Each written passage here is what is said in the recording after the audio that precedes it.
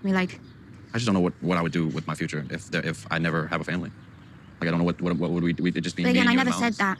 You didn't ask me anything. You walked. I mean, I would like to raise little me's, so surrogacy sounds like the route that I'm more partial to. You really want kids? Or are you just doing this just to please him? Like, truth, really dig deep for this one, it's important. I said, you know, I am like a massive people pleaser, but like, obviously this is my life as well. So it's like, I'm not going to people please for like my future. What's going on, people? We are back again with another Moving Mad video. And of course, we're talking about Rob and Sophie. And you know what, though? The mum made a very good point. You know, are you sure you want kids? You know, because I don't want you having kids with somebody just because you want to make them happy.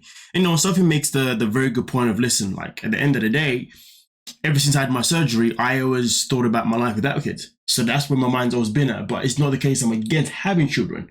But most importantly, she's not going to make a choice that's going to put in a position where she's then going to resent kids. So Sophie obviously already has a somewhat of a clear mind of obviously what she wants in terms of the children aspect, which is good. And I think her even mentioning the whole surrogacy thing or adoption thing was also a good thing as well. Now, of course, Rob picked the surrogacy because, you know, he'd want something that he'd want children that are basically mini-me's. Respectful, completely get it. But this is my only issue with the situation here. Why does Rob want kids? Why is he thinking about kids if he hasn't even got his own life together? Because you can't... Do you know what? I don't know what's worse. Rob wanting to have kids or Emily and Colby still having kids knowing that they're living underneath daddy's roof and then knowing that their whole relationship is being funded by Emily's dad in his retirement. Do you see what I'm saying?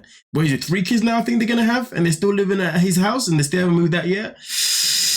Yeah, even that situation isn't ideal. But to be fair, I would say maybe it's a bit more ideal than Rob's situation because Rob is in a situation where he doesn't have an apartment that has a bathroom inside. And I'm not saying that's like the biggest problem in the mall, but what I'm trying to say is it's evident to kind of show where he's at financially. Having children is something that I think a lot of people can probably contest to, is something that can be financially challenging. Do you see what I'm saying? And at the end of the day, if you don't have your monies in the right place, having children isn't always going to be a walk in the park. It's not always going to be as easy as 1, 2, 3.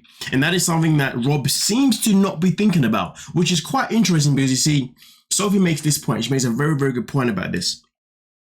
I told you about a medical thing that went wrong with me, but you've never cared to actually ask me about it. You know, why wouldn't you ask me about it? And then he's like, oh, well, just tell me about it, okay? So this is the point. The point is that Rob is somebody that sees a vision, but he doesn't actually analyze the complications that may come with it, the challenges that may come with it. He's just like, I just want it. And it's funny because he kept talking about how Sophie was a spoiled person. She comes from this spoiled kind of livelihood. But yet he's the one that has the spoiled mentality of wanting what he wants, even if it's not ideal for his current situation. Talk about a hypocrite, but hey, we continue. Confirm something for me. You met her on the friends side of the app? Yeah. Like there's a friends and then there's a dating side. You met her on the dating on the friends side. That I met Soraya on. I'm still on that app to make friends because I don't know anyone out here. And there's bi women on the friend side. Like you can be bi and still, or gay even, and look for friends. So it's like, I do anything to disrespect them. It's like, I feel like I should be allowed to do that. So we finally have proof that yes, she was on the website, she was on the app to make friends. And this is her friend here who is living proof, which is phenomenal. Absolutely phenomenal. It's funny because his friend still says, hey, but do you like women though? And she's like, nah. But then Sophie's like, well, actually I do, but I'm not going to say it out loud right now because I don't want to raise any concerns. Which is why we fast forward to where we was at the end of the clip, where Sophie's talking about how she's still in the app to meet more friends, but if she comes across any bi women on there who want to be friends, everything should be a-okay. I mean, listen, let me keep it simple. Let me keep it old school. It's something that we've all heard. If the shoe was on the other foot, how would you react? It's just that simple. Just that simple.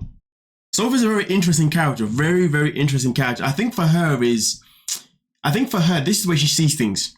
Even though she may have an interest in something or may have an intention to something, because she hasn't actually done it, she's in the clear.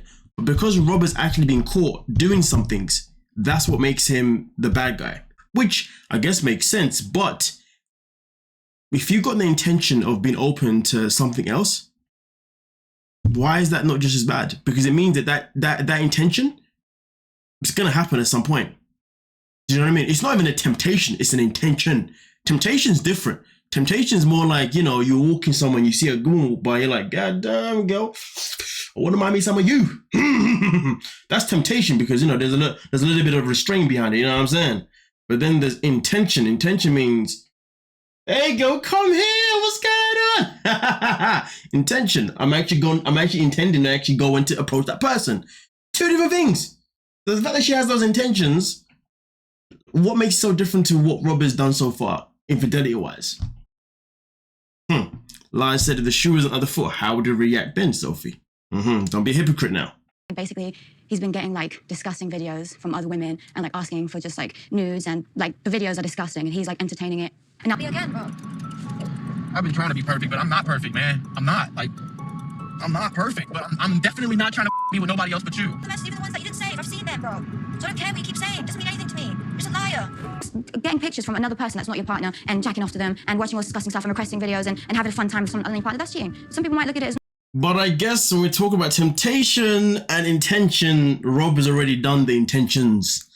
And that's where it becomes even more problematic as we continue with this madness of a relationship. I mean, honestly, to be honest with you, that is wild. That is actually wild. You've got a woman, but yet you're still entertaining messages and stuff, videos and stuff from other women, so therefore you can then play with yourself. I mean, for me personally, 100%, it is cheating. I mean, I would be mortified. Do you know what I mean? I'd be like, rah, so you wanted to be looking at other man's, oh, you just want to say mama's not, okay, all right, we're good, we're done, I'm out. Now you go and find those guys and have some fun with them and catch some STDs or something like that, you know what I'm saying? So I think, but this is another example though, because she may have thoughts, intentions or whatever, because they actually haven't happened, she's like, well, I'm not that bad.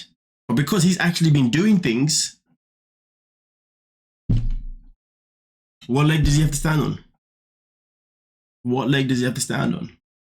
But if you ask me, you know, I think it's very clear that this relationship is over. This relationship has no future, because she speaks about how she was hurt in the clip. She spoke about how this has happened before. Okay, and this is why she's been hurt again. And because of that, it is evident that clearly Rob has issues, which is something that he plainly says that he has issues, which means that moving forward, is Rob ever going to change his ways? Probably unlikely, because sometimes in his life, there's people who just can't help but be greedy. There's people in his life who just can't help but just let certain things get the best of him. I mean, look at Oswello. We look at the way he, you know, multiple times cheated on Kalani, right? But he has an issue. There's something going on there.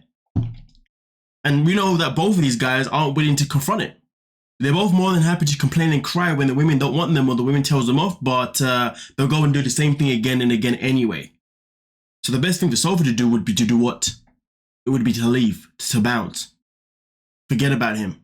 He did this before and I nearly broke up with him because it was like just after a year, I think after we've been dated, he did the same thing and he was like wanking off back to her. Sorry, this is really explicit, but like he was doing inappropriate stuff. The girl. It's quite funny though how Rob's friend has been on to Sophie about you was on the website, you was doing this, you was doing that, you was on this blah blah blah blah blah blah blah. But the whole time, Rob's the one that's been doing the dirty like multiple times. But here's the thing though, she said that if you do it again, I'll leave.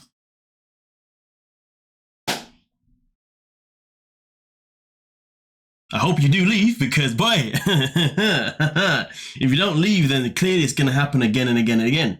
If he was doing a madness before and you didn't leave, and then he does madness again and you don't leave, what do you think's gonna happen next? It's a no-brainer. No-brainer, okay?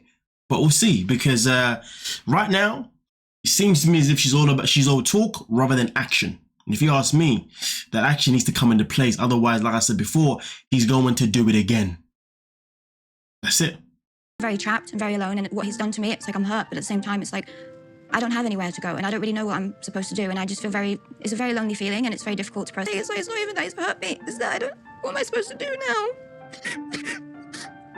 She's not lying though. I mean, she's in a different country. She has no one around, no family, no friends, no one that she can run to. So she makes a very good point. It's not even the fact that he hurt her, it's the fact is what's she supposed to do now? And I think that's where it makes things a bit more interesting. Because now she's in the position where she's like, well, he's my only accommodation, he's my only person that I know here. And either she's got an option to try and book a flight as quick as she can, which is always an option. And in that meantime, to try and find accommodation elsewhere, which is always an option. And I would imagine that she would have money for that. And if not, she's got a mum who could probably send her some money anyway.